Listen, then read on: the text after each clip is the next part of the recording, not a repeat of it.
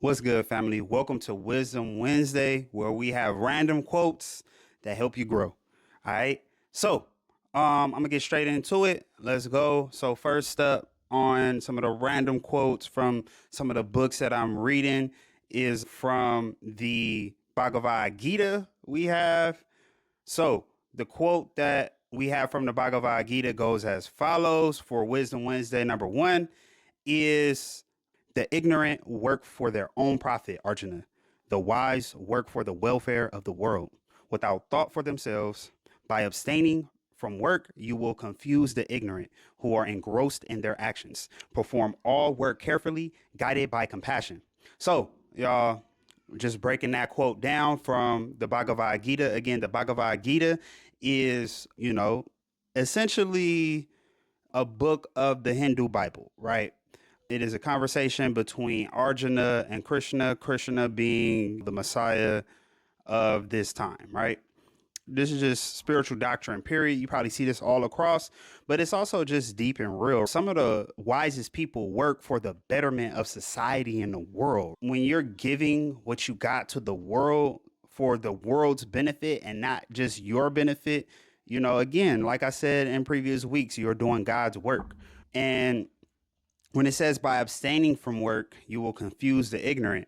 Essentially, what they mean is they're talking about the folk who are engrossed in their actions, engrossed in the things that they want to gain from the world, right? Now, this isn't preaching against profit or making profit. Profit is important, right? Because that is how you grow the work, right? However, it is important for profit to not be your end all be all, right? Like if you don't make a profit, but you help a family out, that is almost more important than the profit itself, right? Because this family now has benefited, right? And their benefit goes back into the world as well, right? So, yes, perform all work carefully and guided by compassion. So, yes, y'all, it's very important to, again, find work that you're compassionate about, right? Like, I understand too that it's hard to find work out here nowadays that you can't be compassionate in, right? And a lot of folks are in survival mode too. So, that also makes it hard to find the type of work that, you know, that you can be compassionate about, that you can love and do dutifully, right? I think that is just something like you got to find other parts and other ways in your life to also do that, right? Like everybody should have a mission in their life, right? No matter how big or small you are as a person, platform, entity, or business, you should have some type of mission that you are striving for, right? If you're a 9 to 5 worker or whatever, right? Like, again, like I said before, donate to a cause. We need to make it cool now, especially in our community where like we flexing about how much we donating to causes, right? Like y'all flex everything else, but flex how much you build in your community, right? And that's it for that quote. Let's go to the next quote. All right, y'all. Wisdom Wednesday 4, quote 2. Let's get into it. So we have Discipline is Destiny from Ryan Holiday. The quote goes as follows. When we desire more than we need, we make ourselves vulnerable. When we overextend ourselves, when we chase, we are not self-sufficient, right? So this is dope, right? I love this quote because it's like, bro, anything that we chasing, everything that we are overextending ourselves to get is not making us self-sufficient. Essentially, it is not allowing us to be the master of our destiny, right? We are being literally controlled by anything that makes us overextend ourselves, right? Like that job, right? Like number one thing I can think about, a job will make you overextend yourself. If you're overextending yourself, you are not in control of your destiny. And sometimes that could be your fault, right? Like you might be out of job, you might be overextending yourself, but the reason why you're overextending yourself is because you're not managing your time correctly. You're not managing your relationships correctly. You're not managing the things in your life correctly, right? So a lot of times folks jump to blaming a job, and I get it. Sometimes a lot of these jobs out here is ass. A lot of these bosses, managers, and other folks is trash, right? And they make our life unnecessarily hard, right? So I get that. But we also have to take self accountability for the things that we are contributing, right? Like if you ain't show up the way you needed to show up, and if you didn't do your best and greatest work, then don't be mad when you have to overextend yourself on the back end.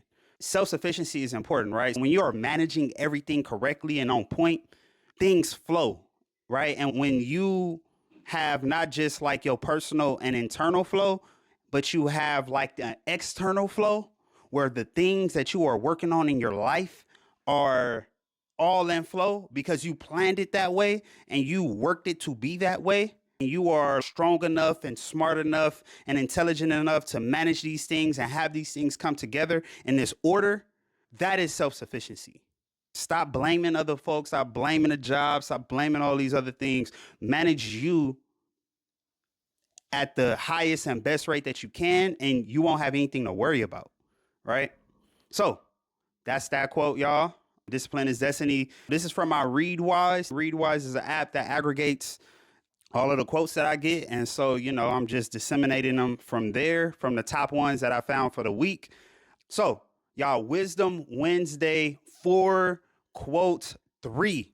This is from a book I read called The Fourth Industrial Revolution by Klaus Schwab. Klaus Schwab, he is affiliated with the World Economic Forum, like folks, Illuminati, not really, but these are just like some of the top, top like business owners and state runners from different, or state leaders from different parts of the world and the nation come together and talk about decisions and things that are happening in the world, figure out where we need to go.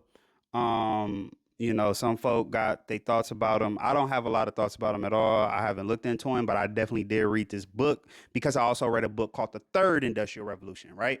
So this quote goes as follows. As a result, the great beneficiaries of the fourth industrial revolution are the providers of intellectual or physical capital, the innovators, the investors, and the shareholders, which explains the rising gap in wealth between those who depend on their labor and those who own capital. It also accounts for the disillusionment among so many workers convinced that their real income may not increase over their lifetime and that their children may not have a better life than theirs. We're living in an age of AI, automation, machine learning, right? So these machines are literally learning from the movements that we are doing, right? They're learning how to be agile, and they're learning how to work factory jobs, manufacturing jobs. They're learning how to work all these different jobs. They're learning how to even do like fine type of maneuvering for specialty work, right? So in the future, which we are really kind of like on the brink of like the future from the Jetsons, right? Like a lot of the work and skills that folk have are going to slowly become more obsolete. And it will really be folks' creativity. Like even when I look at intellectual and innovators, I'm thinking like smart people who are creative, right, will thrive. And so when we thinking about our children, right, especially our black babies, right, our black babies, we need to ensure that our kids are smart and creative for this new world, right? Folks are learning how to code, and I mean, don't get me wrong, coding is important, and we're thinking about critical thinking skills, like, right, things that develop critical thinking skills. Coding is important. However, it is not necessary to learn, because you can literally go on ChatGPT right now and say, code me a website, and you can use the free version of ChatGPT. And then you can ask it, how do I deploy this code and get everything into the app market? And y'all can have an app today, right? Today. So it's not that important anymore. We're talking about like folks who can do things physically. So high skilled trades and jobs also is a part of that, right? High skilled trades and jobs are a part of that. And right, when we say investors and the shareholders, folks, get in the market. Bitcoin, well, let me not say we're falling behind, because it's actually a tremendous opportunity, and there's a lot of wealth channels out here promoting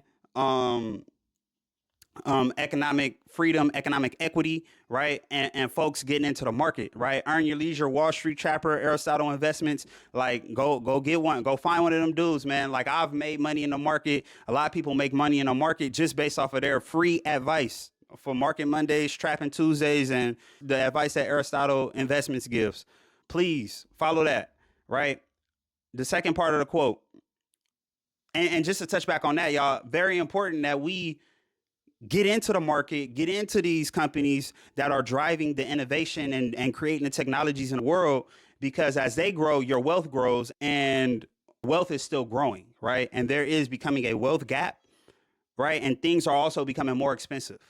And so the way that you beat that is by having your money in the market, right? And learning how to operate and maneuver and navigate the market, right? Simple as that. Be smart and creative so that way you can also create side streams of income, because this is just where the world is going, right?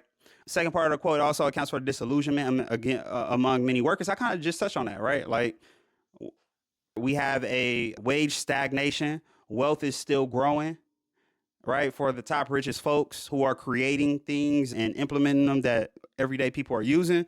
And, you know, folks really just want to go to work and live a great life. And for some people, that's a reality, but for most people, it's not. It's not even possible for a lot of people for some of the things that people want to do. So, excellent quote, excellent quote. And again, their real income may not increase over time, and their children may not have a better life than theirs. That's why we need to ensure that our kids are smart and creative.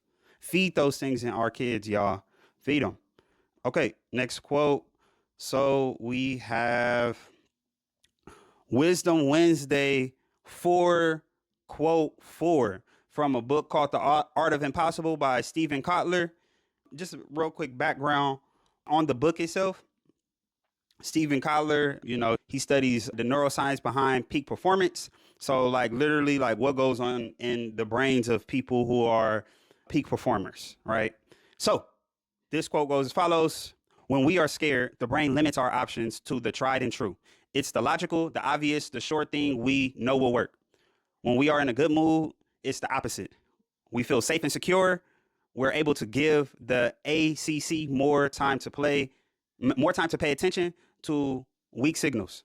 We're also willing to take more risk. Creativity is always a little dangerous. New ideas generate problems. They can flat out be wrong, tricky to implement, and threatening to the establishment. But this also means we pay a double penalty for negativity. A bad mood not only limits the ACC's ability to detect those weaker signals, it also limits our willingness to act on the signals we do detect. All right, y'all. So this quote, right? It reminds me of actually another quote that I read in a book in The Laws of Human Nature by Robert Greene. When you're scared, it constricts your vision so you can focus on what is scaring you and what is actually a threat, right? And so when your vision is focused like this, you can't see the bigger picture around you, right? You can't see the bigger picture around you. And this is why in politics, it works so well when politicians use all these scare tactics, right? Because it narrows the vision on here instead of allowing people to see the bigger picture around them. So, and then, you know, the ACC is like the ancillary something, I forget. Like, y'all can Google it and figure it out yourselves. I forget exactly what it was. It's been a couple months since I read the book, but I know it's a part of the brain in the back, some, you know, that like detects threats and stuff like that. But yes, so when we are in a bad mood, our vision constricts, like even like our mental thinking, right? Constricts to focus on one thing. And when we're in a good mood, everything opens up, right? And the thing is about being in a good mood is that we want to take more risk, right? We want to try these different things. We want to grab here, we want to grab there and put things together and figure it out. And even if it do like not work, then hey, whatever, let's try something else, right? But when we're here and we're just focused on this little bit of space right here between my fingers, it's hard to navigate. It's hard to make things happen. It's hard to find out new things. It's hard to even think outside of the box, right? When our focus is here in this little bitty box, right? But it's easy to figure out new things, put new things together and explore possibilities when we're grabbing from the expansive view that we have and we're not being so nearsighted, right? Awesome quote from Stephen Kotler. Hey, y'all, scared money don't make money. Okay, next quote. All right, y'all. So Wisdom Wednesday 4:5. This one again is from The Art of Impossible. This quote goes as follows. The third thing might be the most important. Make creativity a value and a virtue. Your life needs to become your art. Or to be more specific, the art of impossible demands the art of life. Fire, right? And we just talked about creativity in the Fourth Industrial Revolution book, right? In the last quote that we read. So this is a dope stack, right? So make creativity a value and a virtue, right? So this, when I think of creativity, I'm thinking of like expressing what's inside of you, right? The things that are going on in your mind, like you got to figure out how to bring about into the world, right? Whether, and honestly, like I think creativity, I think like drawing and painting and singing and dancing, but it goes so much deeper and so much further than that, right? Like for instance, at my job, right, and in my work, I create programs, right? Like one of the things that I do, I've created programs in the past, and that is a level of art and creativity, right? When you go through life and you experience all of these things that have helped you grow, and you've been an observer in life, you can now take the things that you've observed and create something that is nuanced, that can benefit people in the same way that you've seen things benefit this person and that person, right? And this goes back to the other quote of ensuring that our vision is more expansive, right? Making sure we're in a good mood, right? That we're thinking more expansively, that we can like kind of look and see all of these things and bring things together. That is creativity. When we bring in together unlike things into a equation and concoction that works, right? Oh my God, like this thing works, right? And like we can really think of like rap lyrics, right? Like how you can bring two unlike things to explain another thing, right? And like in metaphors, right? If we just like want to break that down, like what that is, like a metaphor or a simile, right? So, yes. And also, right, your life needs to become your art. So the things that you are experiencing and the things that you see and the things that you are synthesizing in your mind and in your brain and in your soul, you need to become to infuse those things into your life. Those things need to become who you are because they are who you are, right? And to be more specific, right, the art of impossible demands the art of life. So the art of impossible demands the art of life, y'all. That means that who you are inside expressed out into the world will help you actually do the impossible, right? Or at least become a peak performer, right? Because it's the drive of who we are and being connected and rooted in everything that we've overcame and dealt with in our lives, right? Getting rooted in that no matter what it is, right? Throw away the bad, embrace the good, and root yourself in that. All right, y'all. So we really cooking with the art of impossible. So, y'all, the next quote is from the art of impossible as well. Consider the simplest drive: curiosity. When we're curious about a subject, doing the hard work to learn more about that subject doesn't feel like hard work. It requires effort for certain, but it feels like play. And when the work becomes play, that's one way to know for sure. Now you're playing the infinite game. So, y'all, check this one out. Curiosity, the things that we love and the things that we're curious about, the things that we want to learn more about are the things, the direction that you need to go in your life, right? If you're wondering what could you do or how could you level up in life, how could you get to the next level, how can you feel fulfilled in your life, it's by answering the questions that you are asking, literally, right? It's all about self, right? Look into self. What questions are you asking? What subjects do you love the most, right? How can we answer those questions? Go answer those. And that feels like play. I swear to God, I am a living testament of that. Just a quick story, right? I had to leave college because of financial reasons. I left college and I decided to pick up a couple business books, right? Because I was like, I'm not going to let school define me. I'm interested in business. I want to learn how this business world works. So I picked up a stack of books. I went to Barnes& and Noble. I picked up a stack of books and I just started reading, right? I had never read a book cover to cover before. And once I started to get through those books, right, I read like 4 business books back to back to back. I realized that the reason why I never read a book cover to cover in school is because it was never anything that I was interested in. And I felt like everything that I was reading had no relation to my life and my experiences that I was going through every day. And I felt like nothing could help me, right? Like The Catcher in the Rye is not helping me, right? Like Junie B. Jones, not helping me, right? None of these things are helping me. They're just like weird cool stories, I guess, about folk that never grew up or did anything like what I'm doing, right? So once I did that, and I realized I fell in love with learning. So I say all this to say, find that thing that you're interested in, that you have questions about, and answer those questions, and keep answering and keep answering those questions. And then when you cannot find the answer for those questions, go seek out the answer to those questions, right? It just keep seeking it out. Go read books, go watch podcasts, go find you somebody online who is an expert or more knowledgeable. Be careful for the fake gurus and stuff like that. But man, let's get to it, man. But yes, then you play the infinite game. And by the infinite game, and it's just like, man, you're going to learn as much as you can about it. You want to become just the greatest at this thing, right? So dope quote, dope quote. Let's go ahead and move on. All right, y'all. So Wisdom Wednesday 4, quote 6. This is from Discipline is Destiny.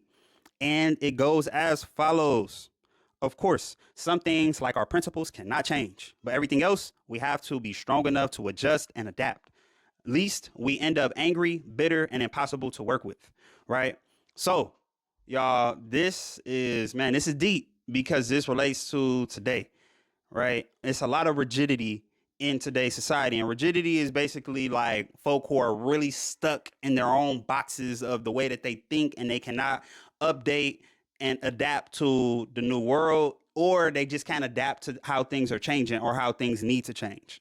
And I will also say there are certain times where, maybe things don't need to change, and maybe we don't need to accept that change too. I do want to add that to this, but there are again, folks definitely do need to be a little bit more flexible. Just some of the things that are happening in society, some of the things that we're observing. Again, your principles, right? Like the guiding life principles and values that are proven, right? Not something that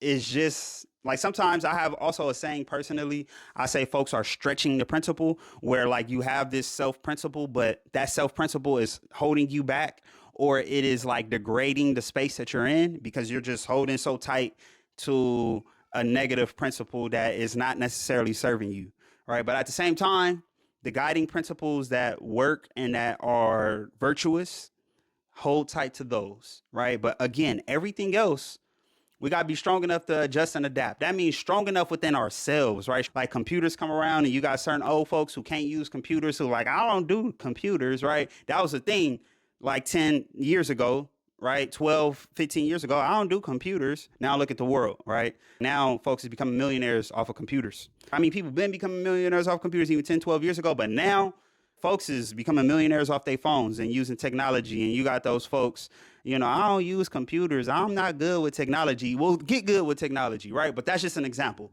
right? It's just let's get good with the new things that are out there. Like some folks, I don't do AI. Okay. All right. Whatever. That's like folks saying, I don't do cars. Like, what? Come on, man. So you don't do those things, least we end up angry, bitter, and impossible to work with, right? Like if you didn't want to get into a car, right? Like how you supposed to find meaningful work?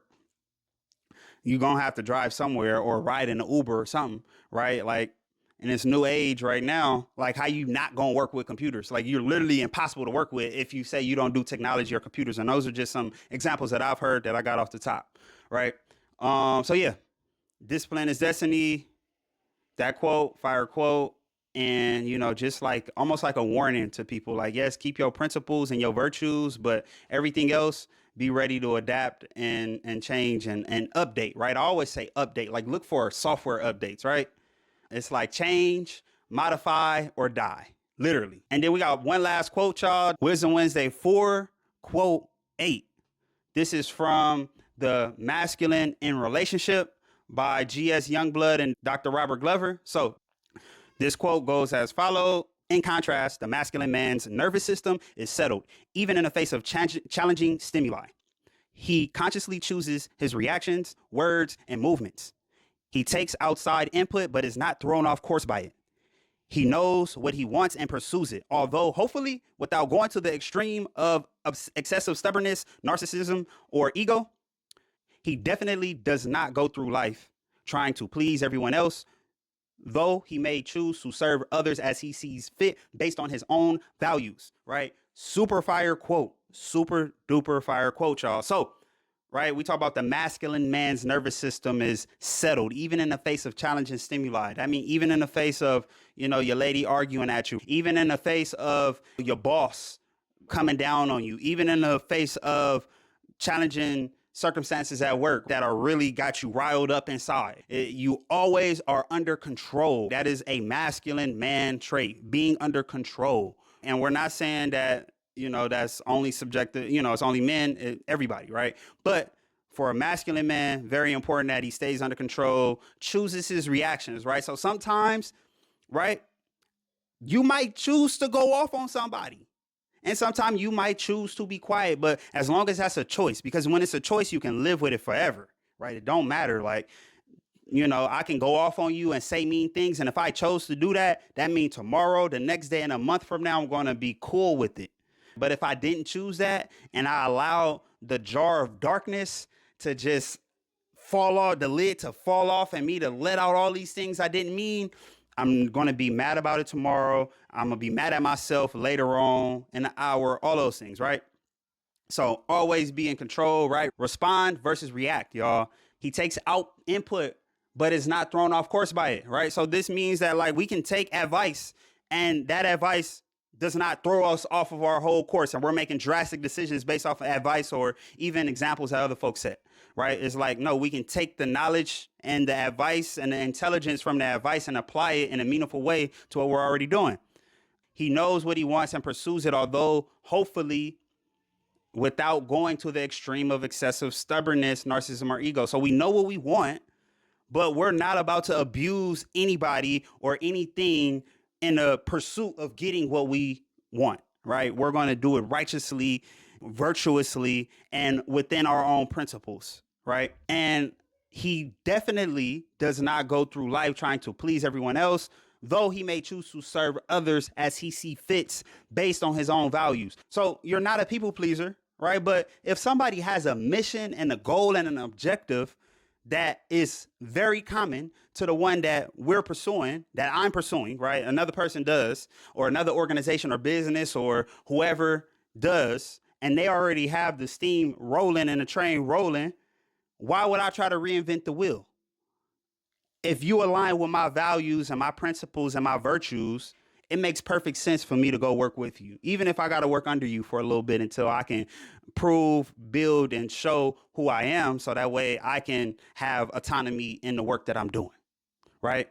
And so it's no problem with serving somebody else if it aligns with who you are. But like, if you're just doing this out of desperation or other things, then of course, like that's not really masculine, right? When we talk about masculine men and the things that we're doing, right? Like a lot of folk get masculinity confused with excessive stubbornness, narcissism, and ego, right? Very much so. And the crazy part about it is that the people who suffer from their own personal excessive stubbornness, narcissism, and ego die by that same exact sword that they wielded, right? It's like a double-edged sword. Like these things can help you get to certain levels and even make impressions to people, right? Like, oh my God, he's so confident, right? The whole time he's narcissistic, he's super stubborn for no reason. And that stubbornness can cause you to be nearsighted, as we talked about, right? That narcissism could also cause you to be nearsighted, and that ego too, as well. When you're nearsighted and everybody else can actually see around them, they can grab from different areas and they can outsmart you, outcreate you, and outwork you, right? So, yeah, that concludes the Wisdom Wednesday. Please like, share, comment. Let's get a conversation going. I'm curious to hear what some of you guys think about some of the quotes that I talked about here. This was very interesting. I know we had a lot of discipline is destiny and a lot of art of impossible. So I'll try to change that on the next one.